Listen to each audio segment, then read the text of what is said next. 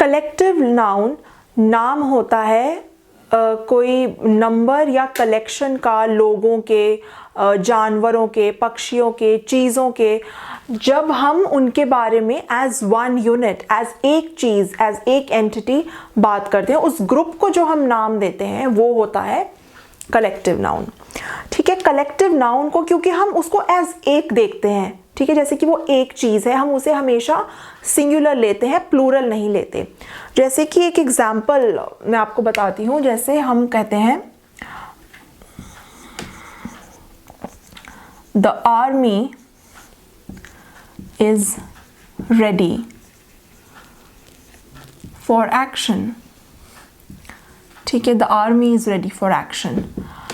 अब आर्मी जो है एक कलेक्टिव नाउन है, क्यों? ये एक कलेक्शन है सोल्जर्स की, सिपाहियों की। ठीक है, आर्मी एक कलेक्टिव नाउन है, इसके साथ हमने जो ये यूज किया है इज, ये सिंगुलर के साथ यूज होता है ना, प्लूरल के साथ तो आर यूज होता है, लेकिन हम इसे यूज नहीं करेंगे, हम सिंगुलर यूज करेंगे, जबकि आर्मी में बहुत सारे लोग हैं। क्यों? क्योंकि कलेक्टिव नाउन होता ही वो है कि हम एक ग्रुप को, एक समूह को जो पूरा नाम देते हैं वो होता है कलेक्टिव नाउन। तो समूह तो एक हुआ ना, हम नाम किसको दे रहे हैं? समूह को दे रहे हैं, हम उसके इंडिविजुअल एलिमेंट्स को नाम नहीं दे रहे। हम आर्मी मैन की बात नहीं कर रहे। अगर हम आर्मी के लोगों की बात करते हैं, हम कहते हैं आर्मी मैन, फिर हम कहते हैं आर रेडी फॉर एक्शन, हम प्लूरल यूज करते हैं। लेकिन जब हम एक ग्रुप की बात कर रहे हैं, उसे एज वन यूनिट देख रहे हैं, कलेक्टिव नाउन यही होता है, एक कलेक्शन होती है, उसका नाम होता है, एज वन देखते हैं, तो इसीलिए हम सिंगुलर यूज कर रहे हैं। ठीक है, कुछ और एग्जांपल्स हैं कलेक्टिव नाउन के, जैसे ऑडियंस हो गई, पब्लिक, स्टाफ हो गया, किसी भी जगह का, कोई इंस्टीट्यूट का, किसी गवर्नमेंट ऑफिस का। ठीक है, बहुत सारे लोग मिलके स्टाफ बनाएंगे। तो फैमिली हो गई, फैमिली में बहुत से मेंबर्स होते हैं। ठीक है, बैंड हो गया। ठीक है, ऐसे ही जूरी हो गई जैसे। ठीक है, तो बहुत से कलेक्टिव जो भी हम इनको बात करते हैं, ग्रुप्स को जो नाम देते हैं वो कलेक्टिव नाउन होता है, सबको एज सिंगुलर देखेंगे। ठीक है, एनिमल्स और बर्ड्स के लिए, जानवरों और पक्षियों के लिए हम अलग अलग ग्रुप्स के लिए स्पेसिफिक नाम रखते हैं। ठीक है, जैसे मंकीज के ग्रुप का कुछ और नाम होगा, लायंस के ग्रुप का कुछ और नाम होगा। तो कुछ इंपॉर्टेंट एग्जाम्पल्स मैं आपको बता देती हूँ, आप उनकी लिस्ट बना लीजिए। जो इंपॉर्टेंट नोट करने वाले हैं, सबके अलग अलग होते हैं। ठीक है, तो इंपॉर्टेंट वाले मैं अभी आपको बता देती हूँ। एक होता है गैगल ऑफ गीज और एक होता है अ स्केन ऑफ गीज। ठीक है, इसे प्रोनाउंस स्केन करते हैं। अब इसमें क्या डिफरेंस है? जब गीज लैंड पे होती है, ठीक है,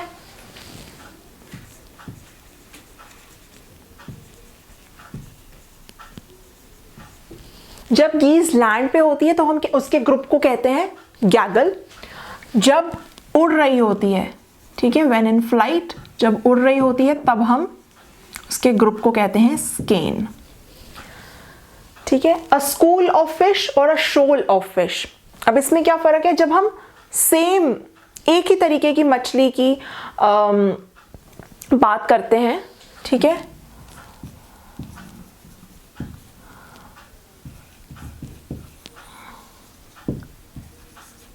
एक ही तरीके के मछली के जब हम ग्रुप की, समूह की बात करते हैं तो हम कहते हैं स्कूल ऑफ फिश। जब हम अलग अलग टाइप की मछलियां और साथ में दूसरे एक्वेटिक एनिमल्स को भी इंक्लूड करके, एक्वेटिक एनिमल्स यानी जो भी पानी में एनिमल्स रहते हैं, तो हम कहते हैं शोल ऑफ फिश। ठीक है, तो different types of fish,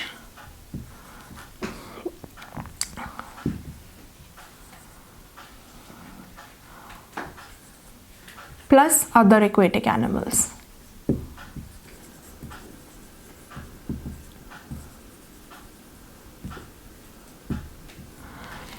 fish का भी प्लूरल जो है दो होते हैं। जब हम सेम फिश के प्लूरल की बात करते हैं, सेम स्पीशीज की, तो हम फिश का फिश ही रहने देते हैं। जब हम डिफरेंट टाइप की मछलियों के प्लूरल की बात करते हैं, बहुत सारी अलग अलग टाइप की मछलियां, तब हम प्लूरल फिशेस कर देते हैं। ठीक है, तो जब डिफरेंट टाइप की फिशेस होंगी और दूसरे एक्वेटिक एनिमल्स भी साथ में होंगे तो पूरे ग्रुप को, उस एक्वेटिक एनिमल्स के ग्रुप को हम कहते हैं shoal of fish. A colony of ants, a host of sparrows, a troop of gorillas या a troop of monkeys, a band of gorillas भी कह सकते हैं।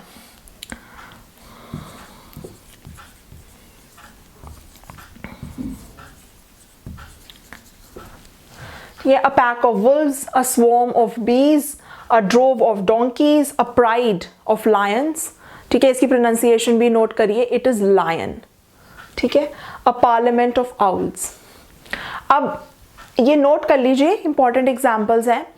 अगर आपको वीडियो पॉज करके नोट करना है या स्क्रीनशॉट लेना है, जैसे भी।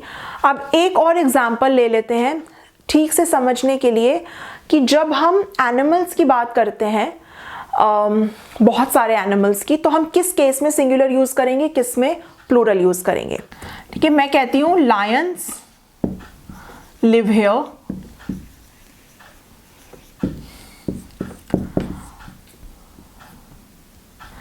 a pride of lions lives here.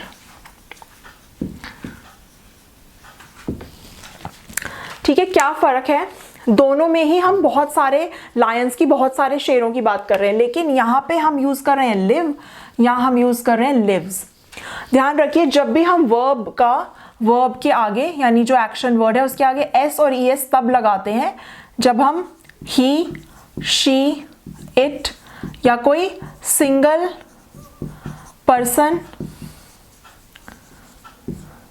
Animal या थिंग की बात करते हैं। ठीक है, कोई सिंगुलर होता है, थर्ड पर्सन, सिंगुलर के लिए सिर्फ हम ये लगाते हैं एस या ईएस फॉर्म, बाकी सबके लिए आई, यू, वी, दे, सबके लिए ये आता है। ठीक है, तो ये प्लूरल है, लायंस का दे हम कहेंगे ना, अगर प्रोनाउन यूज करेंगे, लायंस प्लूरल है, प्लूरल के लिए हमने ये प्लूरल वाला वर्ब फॉर्म यूज किया है।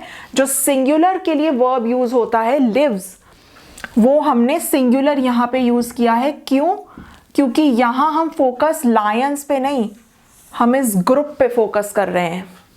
ठीक है, कि ये एक समूह है, एक एंटिटी है, ये एक कलेक्टिव नाउन है। ठीक है, तो प्राइड, पार्लियामेंट जो भी हमने करा, स्वॉर्म, बैंड, ये सब जो वर्ड्स हैं ये सब कलेक्टिव नाउन्स हैं। ठीक है, तो क्योंकि एक की बात हो रही है, हमने सिंगुलर वाला वर्ब यूज करा है, जबकि दोनों ही केसेस में हम बहुत सारे लायंस की बात कर रहे हैं। यहां हम उन्हें as one group, one entity देख रहे हैं। ठीक है, अगर आपको कोई ग्रामर टॉपिक पे क्लैरिटी चाहिए, उसके लिए या प्रेजेंटेशन, जॉब इंटरव्यू या कॉन्वर्सेशन प्रैक्टिस के लिए आपको हेल्प चाहिए, तो आप मेरे साथ सेशन बुक करवा सकते हैं। डिटेल्स डिस्क्रिप्शन बॉक्स में है। अगर ये वीडियो आपको अच्छी लगी हो, please like, share, comment and subscribe, and don't forget to press the bell icon. Thank you so much.